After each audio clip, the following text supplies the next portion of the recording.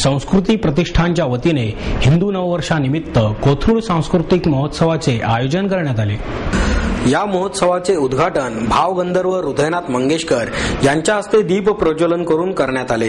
यावेळी भाजपचे खासदार प्रकाश जावडेकर, शिवसेनेचे आमदार चंद्रकांत मोकाटे, ज्येष्ठ सिने अभिनेते राहुल सोलापूरकर, योगेश गोगावले, मराठी सिने अभिनेत्री प्राजक्ता हनमगर आदी मान्यवर आणि पदाधिकारी मोठ्या संख्येने उपस्थित होते।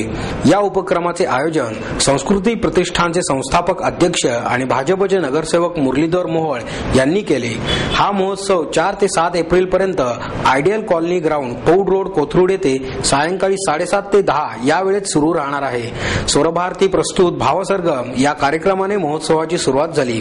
यावेळी हृदयनाथ मंगेशकर यांनी गाणी सादर करून जमलेल्या रसिकांना मंत्रमुग्ध केले। कार्यक्रमाचे प्रास्ताविक नगरसेवक मुरलीधर मोहोळ यांनी केले।